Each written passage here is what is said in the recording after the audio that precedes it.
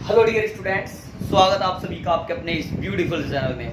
आज अपन पढ़ने जा रहे हैं 12th आरबीएससी बोर्ड का चैप्टर नंबर 5 इलेक्ट्रिक करंट, और उसका अपन लेंगे आज बेटा लेक्चर नंबर 4। और मैं बता दूं, आज जो अपन टॉपिक उठाने वाले हैं बेटा बेहद इंपॉर्टेंट टॉपिक है। 10th क्लास में आपने उसका इंट्रोडक्शन जाना भी है, लेकिन आज अपन इसको थोड़ा ब्रॉडली बात करेंगे, ठीक है। तो बेटा अपन स्टार्ट करते हैं एक बेसिक टॉपिक से, यानी इंपॉर्टेंट टॉपिक से, ओम्स लॉ। किसका लो बेटा? ओम्स लॉ, ठीक है। अब ये ओम्स लॉ क्या कहता है, बात समझना बेटा। मान लीजिए मेरे हाथ में ये कोई भी कंडक्टर है, ओके, सपोज दैट कि ये कोई भी कंडक्टर है। तो अगर मैं ये बोलूं कि किसी भी कंडक्टर के लिए लेंथ, उसका cross sectional area, nature of material, यानी अगर ये कॉपर का है तो मतलब कॉपर का है, गोल्ड का है मतलब गोल्ड का है ना। तो अपन ये कहें, according to this law, if physical condition of a conductor such as length, area of cross section, density, nature of material, temperature, etc are kept constant, then current flowing through this conductor is directly proportional to the potential difference applied across the ends of this conductor. Yes, we can say that, ध्यान से समझना बेटा, अगर किसी भी conductor की physical conditions जैसे length, उसका area, nature of material, temperature, इन सभी को अगर कांस्टेंट रखा जाए तो इसमें फ्लो होने वाली जो करंट होगी वो इसके अक्रॉस लगाए गए पोटेंशियल डिफरेंस के डायरेक्टली प्रोपोर्शनल होगी। बेटा I is directly proportional to V बोलूं, या फिर बेटा मैं V is directly proportional to I बोलूं, बात सेम है। बोल हाँ या ना बेटा। अच्छा बेटा, पहले मैं इसको थोड़ा थ्योरेटिकल पोर्शन में लिख देता हूँ, फिर आराम से मैथमेटिकल इसका फॉर्म बनाएंगे। थ्योरेटिकल पोर्शन क्या कहेंगे अपन, देखिए आप समझना बेटा ध्यान से। अपन बेटा बोलने वाले हैं, according to this law,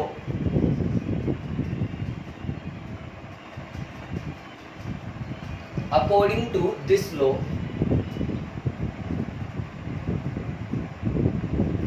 if physical conditions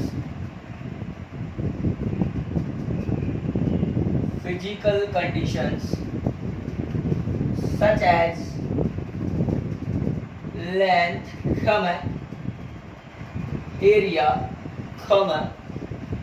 nature of material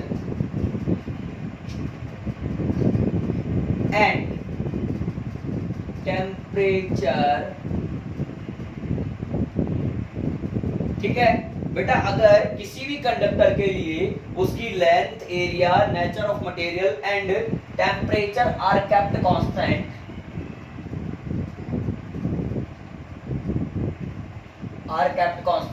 then current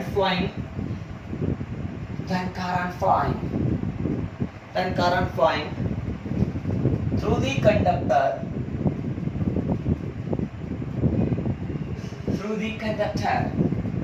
is directly proportional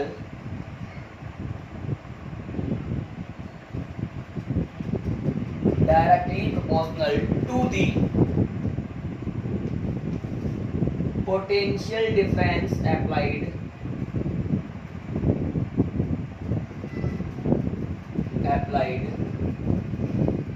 across the ends of conductor।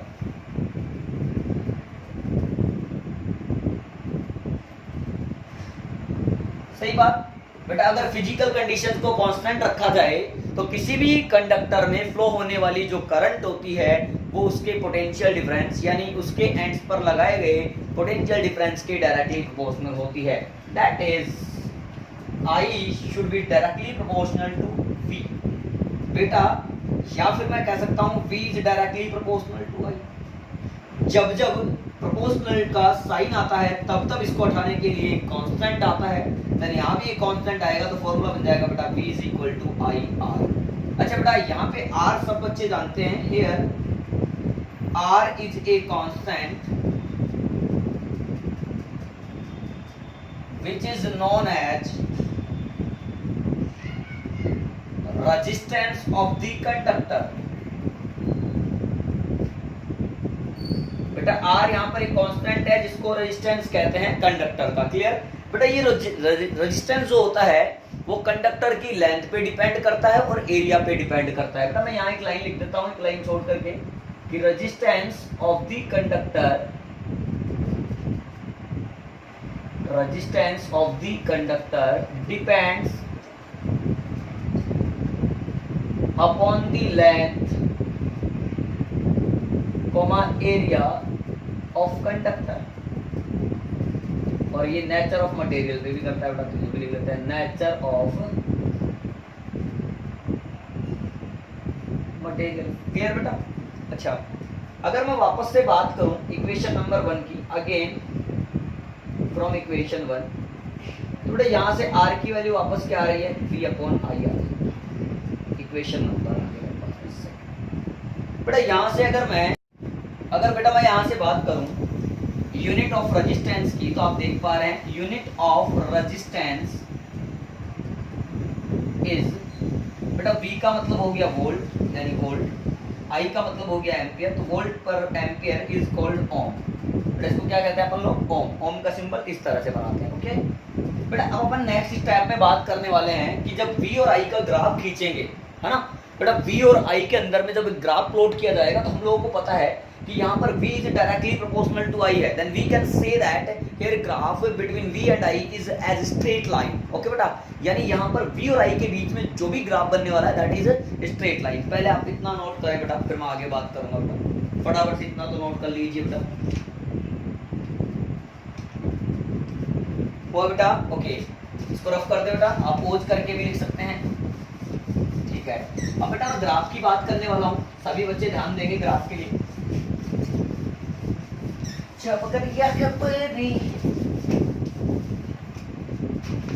मिट जा सिम सिम, मिट जा SIM SIM.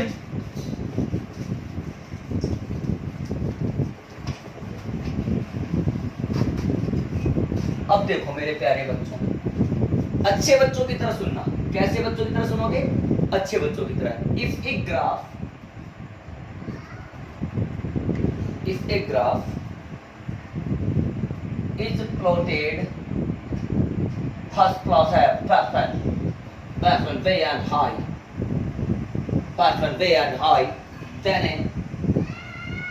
then a straight line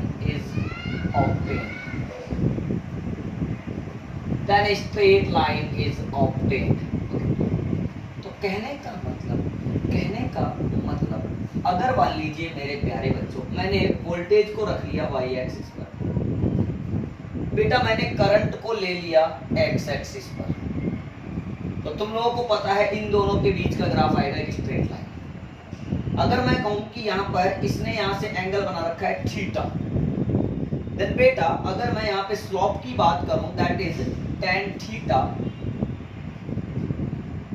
is equal to v upon i is equal to r।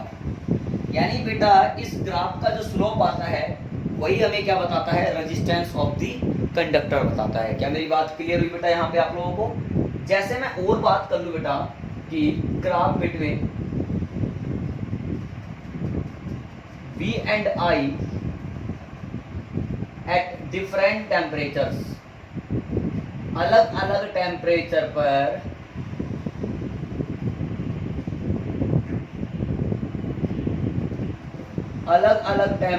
पर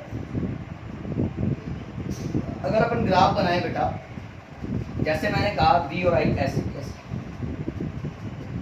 मान लें बेटा कि एक ग्राफ ये है और एक ग्राफ ये T1 टेम्परेचर पर है बेटा, ये T2 टेम्परेचर पर है, तो यहाँ से एंगल कितना मान ले, θ1, और बेटा यहाँ से कितना मान ले अपन, θ2।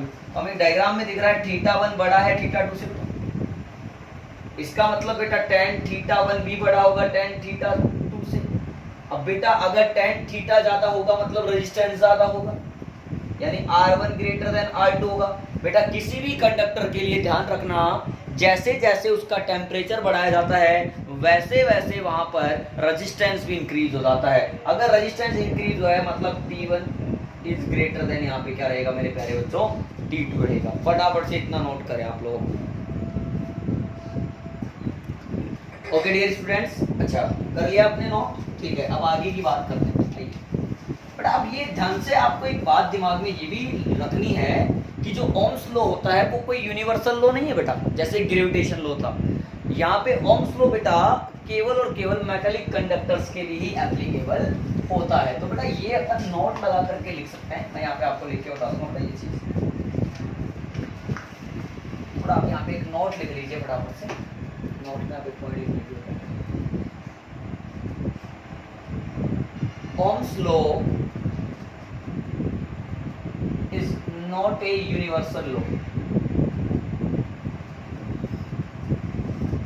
It's not a universal law. It is only applicable. It is only applicable. It is only applicable for metallic conductors. For metallic conductors. यानी केवल और केवल ये मेटालिक कंडक्टर्स के लिए एप्लीकेबल होता है। बेटा फटाफट से नोट करिए। फिर अपन जो है एक बार से दोबारा रेजिस्टेंस के बारे में चर्चा करेंगे, है ना। थोड़ा रेजिस्टेंस की डेफिनेशन क्या होती है इसके बारे में थोड़ी बातें जानेंगे। अगले वीडियो में आपको मैं पूरा न्यूमेरिकल पढ़ाने वाला हूँ बेटा, तो पहले आप ये चीजें आप अच्छे समझ लें। ठीक है बेटा, आइए अब नेक्स्ट हेडिंग आप लोग लगाइए बेटा रेजिस्टेंस। ये रेजिस्टेंस क्या होता है अलग से इसके बारे में बेटा। आप लोग रेजिस्टेंस के बारे में सुनते आ रहे हैं कि रेजिस्टेंस कुछ नहीं होता, जो कंडक्टर में करंट फ्लो होता है। जैसे ये कोई भी कंडक्टर है, तो किसी भी कंडक्टर में जो करंट फ्लो होता है उसके पाथ में डाली गई रुकावट या बाधा को हम कहते हैं रेजिस्टेंस ऑफ द कंडक्टर। कहने का मतलब बेटा ये हुआ कि इट इज ऑब्स्ट्रक्शन ऑफर्ड या posed by the conductor to the flow of current. कहने का मतलब कि किसी भी कंडक्टर में जो करंट फ्लो हो रहा था उसके रास्ते में डाली गई रुकावट को कहा जाता है रेजिस्टेंस। तो बेटा हम यहाँ पे कह सकते हैं the obstruction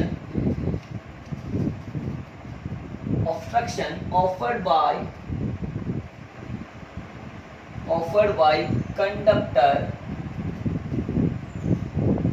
to the flow of current is called resistance of the conductor।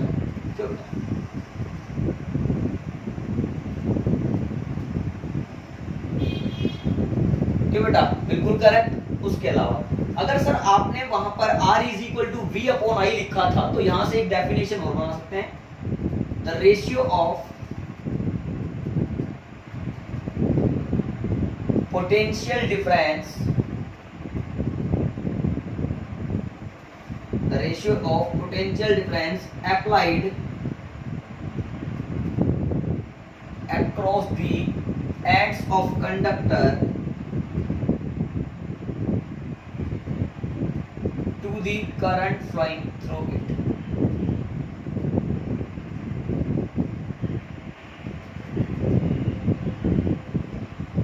ठीक है, is called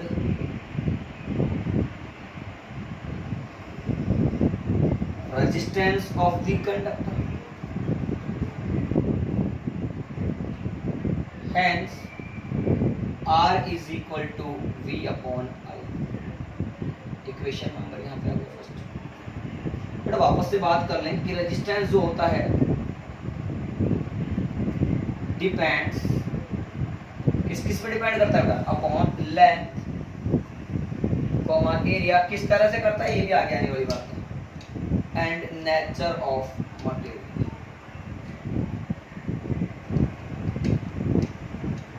ओके बच्चों, आगे देखते हैं।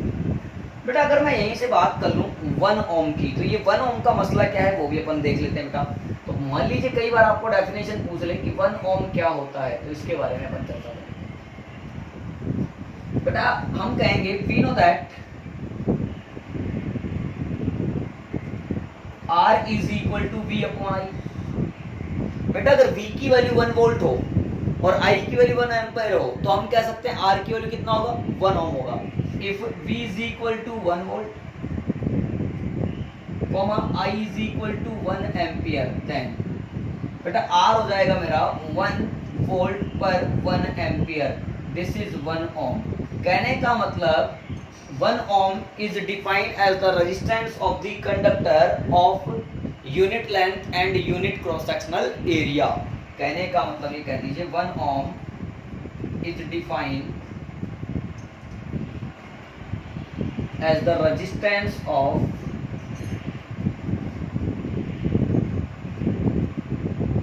conductor having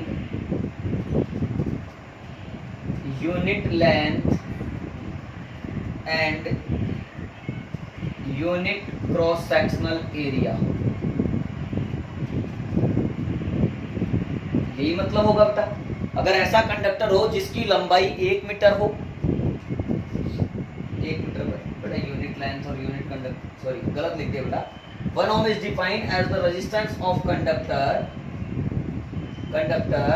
through which, जिसमें through which 1 ampere current flows, इसमें 1 एम्पियर करंट फ्लो होता है on applying 1 volt potential difference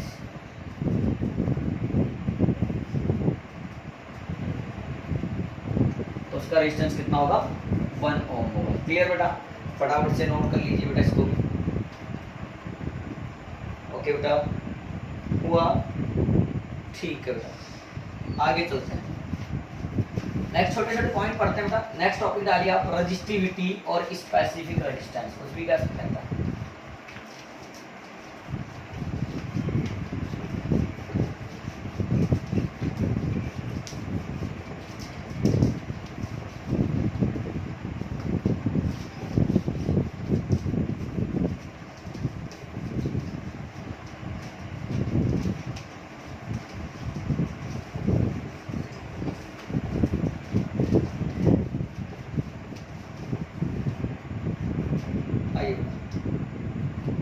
next topic है रजिस्टिविटी या फिर बेटा स्पेसिफिक रेजिस्टेंस.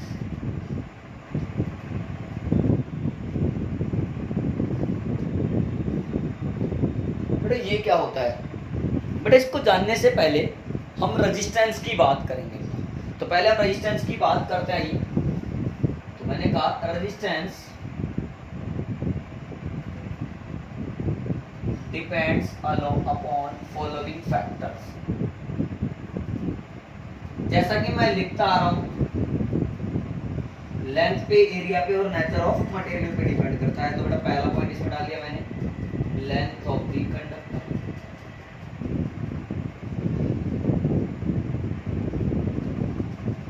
तो इसमें कैसे होता है, जैसे जैसे लंबाई इंक्रीज होती है वैसे वैसे रेजिस्टेंस भी इंक्रीज होता है. तो बेटा अपन कह सकते हैं द रेजिस्टेंस ऑफ कंडक्टर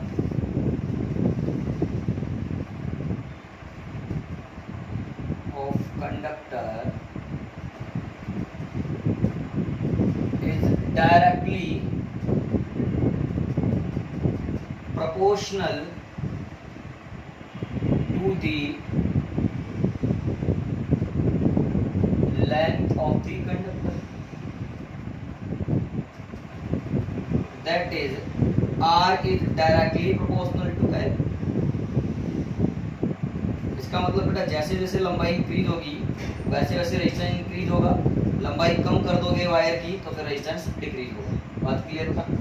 अगर आप R और L में ग्राफ ड्रॉ करें बेटा तो वो कैसा आना चाहिए, स्ट्रेट लाइन आना चाहिए, है ना. तो R और L में अगर मैं ग्राफ बनाऊं बेटा तो कैसा आएगा, एक स्ट्रेट लाइन ग्राफ आएगा. क्लियर बेटा, मेरी बात इतनी सी आप लोगों को फटाफट इतना नोट करो बेटा, फिर मैं आगे की बात भी कर लेता हूँ. फटाफट से कर लो बेटा पहले.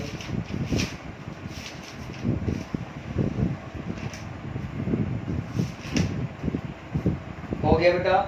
नेक्स्ट देखो आप लोग, नेक्स्ट सेकंड पॉइंट देख लो बेटा इसी में, या फिर आगे इसको यहाँ से मिटा करके इधर से लिख लेते हैं. सेकंड पॉइंट ले लेते हैं एरिया का.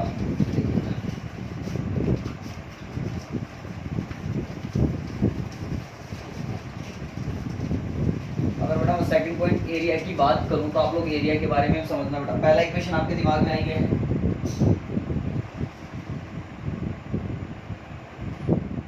Area of conductor. क्या होता है, इनवर्सली प्रोपोर्शनल होता है बेटा। द रेजिस्टेंस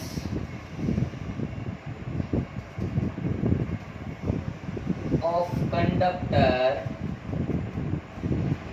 इज इनवर्सली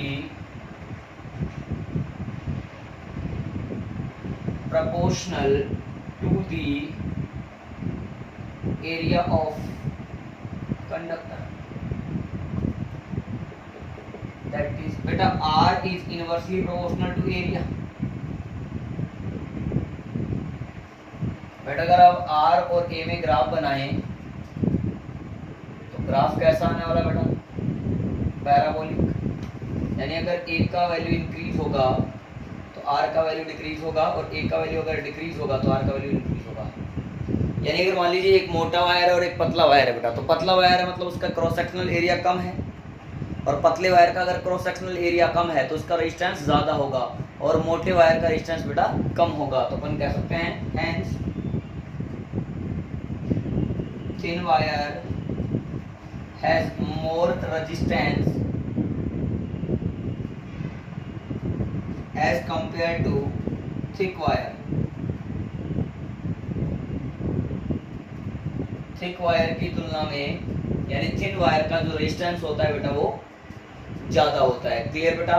अगर मैं बात करूं रेडियस की एरिया में, तो if r is small r लेते हैं बेटा, radius of conducting wire, then again from equation second बेटा क्या कह सकते हैं, capital R is inversely proportional to r square. क्योंकि एरिया क्या है बेटा, अगर क्रॉस सेक्शनल एरिया देखना है तो वो होगा पाई आर स्क्वायर, सर्कुलर होगा, तो आर is inversely proportional to r square बेटा। यहाँ से अगर मैं आगे बढ़ना चाहूँ बेटा तो अपन अब बात करने वाले हैं दोनों इक्वेशंस को मिलाने की। तो फ्रॉम इक्वेशन 1 एंड 2 क्योंकि अपन को कहाँ पहुँचना है, रजिस्टिविटी पे पहुँचना है। तो R is directly proportional to बेटा L बाई ए। अब यहाँ पर अपन जो है जैसे ही प्रोपोर्शनलिटी का साइन हटाएंगे तो एक कांस्टेंट आ जाएगा, दैट कांस्टेंट इज रो, तो फॉर्मूला बन जाएगा R is equal to rho L by A. Equation number 4 बेटा यहाँ पर ये जो रो आया है that is called specific resistance और रजिस्टिविटी ऑफ द कंडक्टर। तो बेटा हम यहाँ कह सकते हैं here rho is a constant which is known as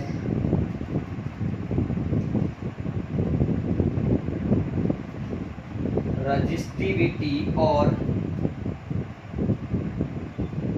specific resistance of the conductor।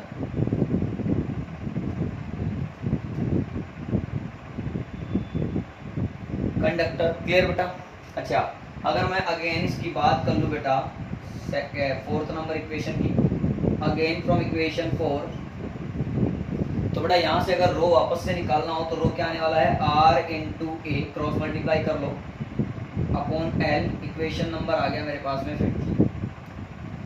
तो बेटा यहाँ से अपन यूनिट बता सकते हैं, यूनिट ऑफ रो इज बेटा देखो इसकी जाएगी ohm into metre square upon metre. 1 metre से 1 मीटर कैंसिल हो जाएगा, तो unit of rho is ohm into metre बेटा। बेटा इसकी डायमेंशन भी आप लोग निकाल सकते हो, आपको निकालना हो तो निकाल लेना, कोई दिक्कत वाली बात है यहाँ पर नहीं है। क्लियर बेटा। अब एक मेन बात ये ध्यान रखना कि बेटा जो रजिस्टिविटी होती है किसी भी कंडक्टर के लिए, रजिस्टिविटी कांस्टेंट वैल्यू है। इसका मतलब रजिस्टिविटी जो होती है बेटा वो सीधी सीधी बात है, उसकी ना तो लेंथ पे डिपेंड करेगी बेटा ना उसकी लंबाई पे डिपेंड करेगी। वो किस पे डिपेंड करेगी बेटा, नेचर ऑफ मटेरियल पे डिपेंड करेगी। तो बेटा आप लोग क्या कर सकते हैं, यहाँ पर देखिए इसको नोट कर लो पहले, फिर मैं एक लाइन लिखाने वाला हूँ फटाफट से, पहले इसको इतना नोट करिए बेटा आप लोग।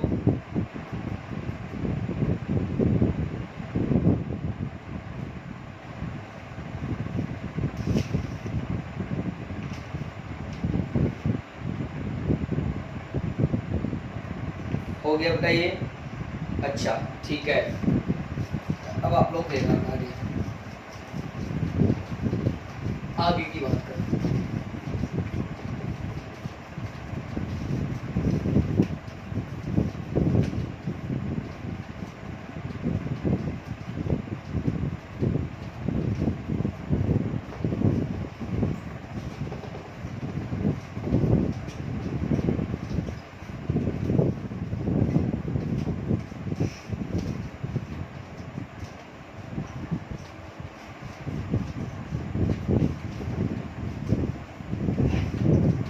बेटा हम लोग बात करें आगे के पॉइंट की तो अपन ये कह सकते हैं कि resistivity is independent of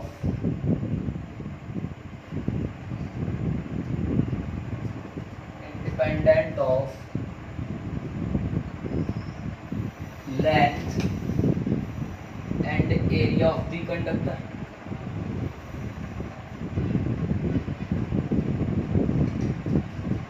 It depends upon the nature of material.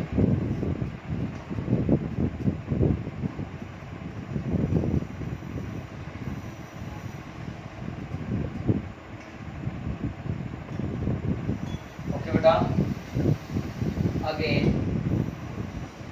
R बराबर रो या रो की value rho is equal to R into A upon L, यही था बेटा। Keeping A is equal to 1 metre square, L is equal to बेटा यहाँ पर 1 metre, then rho is equal to R। Equation number 5 बेटा ऐसा इसलिए किया कि मैं रो को अलग से डिफाइन कर सकूं। देन हम कह सकते हैं स्पेसिफिक रेजिस्टेंस और resistivity of the conductor is defined as the resistance of a conductor having unit length and unit cross sectional area. यानी यूनिट लेंथ और यूनिट एरिया वाले कंडक्टर के लिए जो रेजिस्टेंस होगा वही उसकी बेटा क्या कहलाएगी, रेजिस्टिविटी कहलाएगी। तो हम लोग यहाँ पे लिख सकते हैं कि रेजिस्टिविटी और specific resistance of the conductor, resistivity और specific resistance of the conductor is defined as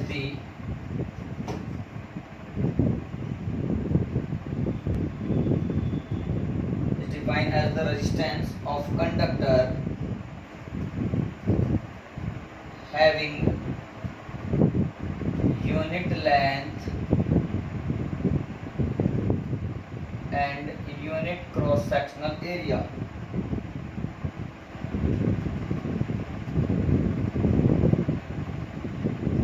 क्या बेटा याद आएगा, क्लियर है? फटाफट से इतना तो नोट करिए बेटा आप।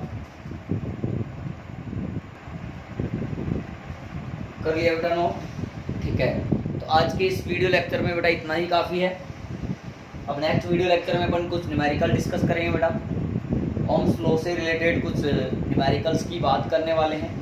फिर ओम्स लॉ को ही हम आगे भी बढ़ाएंगे बेटा, ठीक है? तब तक के लिए आप लोग पढ़ाई करते रहिए बेटा। वीडियो पसंद आई तो इसे लाइक करिए, शेयर करिए, और कोई भी डाउट हो तो कमेंट करके ज़रूर बताइए बेटा, क्लियर? और चैनल को सब्सक्राइब करना बिल्कुल भी ना भूलें। ऑल दी बेस्ट बच्चों।